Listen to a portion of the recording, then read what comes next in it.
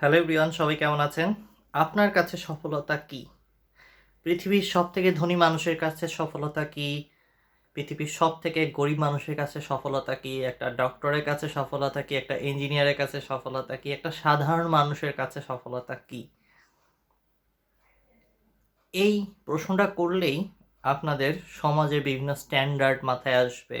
মনে হবে যে এত টাকা থাকলে আপনি সফল, বা এই পরিমাণ গাড়ি বাড়ি থাকলে আপনি সফল সমাজের চোখে। বাট স্পিরিট সায়েন্স অ্যান্ড মেটাফিজিক্সের দুনিয়ায়, স্পিরিচুয়ালিটির জগতে সফলতার ভিন্ন একটা মানে আছে, যেটা এখন আপনাদের সামনে আমি উপস্থাপন করতে যাচ্ছি ছোট্ট কিছু কথার মাধ্যমে। দ্রুত বলে ফেলবো আসলে। So let's begin. এই কন্টেন্টটা খুব মজার এবং জীবনের অত্যন্ত মৌলিক একটা প্রশ্ন। সারা জীবন আপনি আসলে সফলতার পিছনে ঘুরতেছেন, খাটতেছেন, আলটিমেটলি দেখলেন যে যে সফলতাটাকে আপনি সফলতা মনে করতেন সেটা আদেও আপনার জীবনে তেমন কোনো ভ্যালু ক্রিয়েট করতেছে না, বা আপনার জীবনকে অতটা বেশি আনন্দিত করে দিচ্ছে না। সো মোস্ট অফ দি কেসেসে সারা জীবনটাই ব্যর্থ হয়ে যাবে যদি এই ছোট্ট একটা ভিডিওর মধ্যে বলা ছোট্ট কনসেপ্ট না বুঝতে পারেন। সো কেন স্পিরিচুয়ালিটির ডোমেন থেকে ব্যাপারটাকে দেখা উচিত? বিকজ আলটিমেটলি একটা সময় যখন আপনি সারা জীবন পরিশ্রম করে বুড়ো হয়ে যাবেন, মৃত্যু সামনে চলে আসবে, তখন আপনার নিজেকে এই প্রশ্নটা করতে ইচ্ছে করবে যে আমি কি আদৌ সফল? আমি যেগুলোকে সফলতা মনে করেছিলাম সেগুলোর পিছনে ছুটে আমি কি আদৌ সফল হইতে পারছি? আর সেগুলো অর্জন করেও কি আমার সফলতা আসছে? সেই প্রশ্নটা আপনি আসলে মৃত্যুর আগ মুহূর্তে না করে এখন আমার সাথে করলে বেটার হয়। So this question is that much important. সমাজের দৃষ্টিকোণ থেকে যদি দেখেন, তারা অর্থনৈতিক একটা ব্যারিয়ার ক্রিয়েট করে চিন্তা করে যে এত টাকা, একটা মার্সিডিজ বেঞ্জ আর একটা মহলের মতো একটা বাড়ি ঘর আপনার যদি থাকে তাহলে আপনি লাইফে সফল।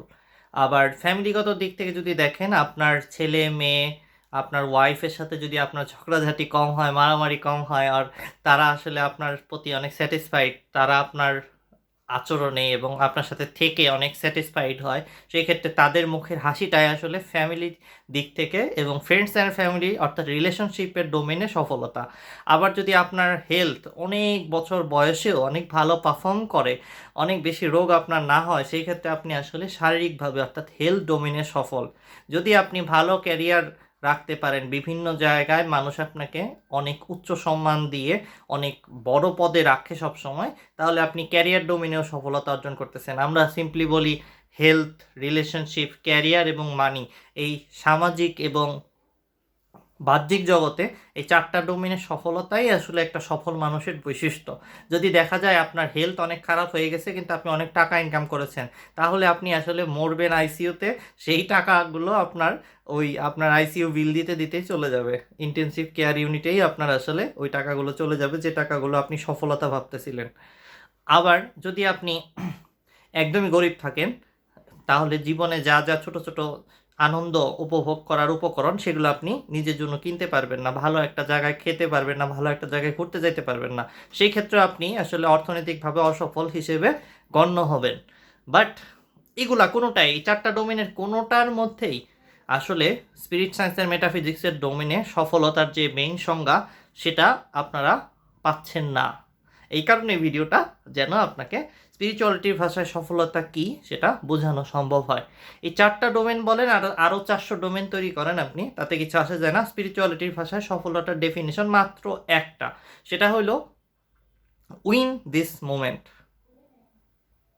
দ্যাট মিন্স এই মুহূর্তটাকে যদি আপনি জিতে নিতে পারেন তাহলেই আপনি সফল, আদারওয়াইজ আপনার মধ্যে সফলতার কোনো চিহ্নমাত্র পাওয়া যাচ্ছে না।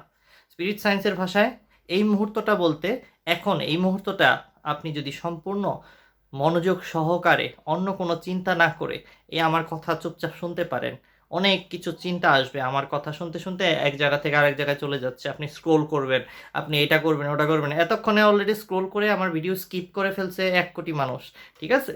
সো এরকম এই যে একটা কাজকে শুরু করে সেটার মধ্যে ফুলি ডেডিকেশন দিয়ে সেটার থেকে পর্যাপ্ত পরিমাণে আনন্দ সংগ্রহ করে নিতে পারার যে অ্যাবিলিটিটা, সেটা হলো এই মুহূর্তে থেকে এই মুহূর্তটাকে জিতে নেওয়া।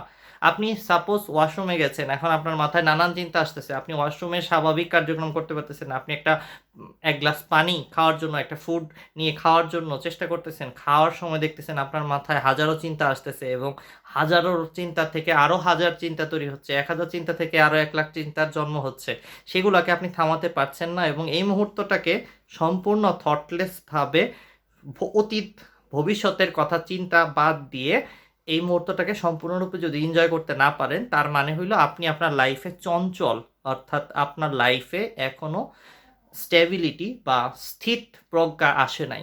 স্থিত প্রজ্ঞা যদি না থাকে, মেটাফিজিক্স বা স্পিরিচুয়ালিটির ভাষায় আমরা বলি এই মানুষটা জীবনে যাই অর্জন করছে সেটা থেকে সে পর্যাপ্ত পরিমাণে সুখ আরোহণ করে নিতে পারবে না। সো এই মুহূর্তটাকে যে জিততে পারে না, সে কোনো মুহূর্তকে জিততে পারে না, সে আসলে জীবনকে হারিয়ে ফেলেছে। সো স্পিরিচুয়ালিটির ভাষায় সিম্পলি আপনি যে প্রফেশনেই থাকেন, আপনি রিক্সা চালান, আপনি গাড়ি চালান, আপনার টাকা আছে নাই, আপনার শরীর ভালো আছে নাই, তাতেও কিছু আসে যায় না, আপনার ছেলে মেয়ে আছে নাই, তাতেও কিছু আসে যায় না। স্পিরিট সায়েন্সের মেটাফিজিক্সের ভাষায় আপনি সফল তখনই যদি আপনি এই মুহূর্তটাতে নিজেকে স্থির রাখতে পারেন আর এই মুহূর্তে সম্পূর্ণ জীবনের যে অনুভূতিটা সেটা নিতে পারেন। এবং জীবনে যারা যত স্থির এবং জীবনে যেটা বিভিন্ন কিছুর পিছনে ছুটতেছে না যারা, সেই মানুষটাই আসলে প্রকৃত সফল মানুষ। যার ছোটাছুটি বন্ধ হয়ে গেছে, নিজের মধ্যে যে নিজে স্থির হয়ে গেছে, সেই আসলে প্রকৃত সফল মানুষ। So that is the definition from spirit science and metaphysics. পৃথিবীতে যারা বিভিন্ন কিছু এটা করবো ওটা করবো এটা করবো এটা করবো এভাবে দৌড়াইতে থাকে, তাদের আসলে এই মুহূর্তটাকে সম্পূর্ণরূপে একসেপ্ট করা, জীবনের থেকে পাওয়া এই মুহূর্তটার সম্পূর্ণ গুরুত্বটা অনুভব করার সামর্থ্যই হয়ে ওঠে নাই। সে জীবনেও কোনো কিছু দ্বারা সফল হয়ে উঠতে পারবে না। তার কাছে মনে হবে যে সে সোসাইটিকে দেখিয়ে দিল সে এত টাকা এত সয় সম্পত্তি অর্জন করে ফেলছে, সে সফল হয়ে গেছে, কিন্তু তার নিজের ভেতরে যখন আপনি সার্চ আউট করে দেখবেন, তার নিজের ভেতরে মৃত্যুর আগের কথাগুলো খুঁজে বের করার চেষ্টা করবেন, তখন দেখবেন সে আসলে অসফল মানুষদের মতো কথা বলতেছে। আপনারা অ্যাপলের ফাউন্ডার স্টিভ জবসের মৃত্যুর আগের কথাগুলো শুনলেও বুঝতে পারবেন যে তারও জীবনে এত বড় সফলতা, একটা $1 বিলিয়ন কোম্পানির মালিক যদি বলে সে অসফল, তাহলে আপনি বুঝতেই পারতেছেন সফলতার এই ডেফিনেশন যেটা আমি আপনাকে এই 7 মিনিটের মধ্যে বলে দিলাম, এটা বোঝাটা কত দরকার। সো চেষ্টা করব আমি আপনাদের এই ধরনের কন্টেন্ট দিয়ে হেল্প করার জন্য। আপনারাও আপনাদের আপনজনদের এই ভিডিওগুলো শেয়ার করে বা এই কনসেপ্টগুলোকে শেয়ার করে তাদেরকে হেল্প করার চেষ্টা করেন। ভালো থাকবেন। Bye bye, take care.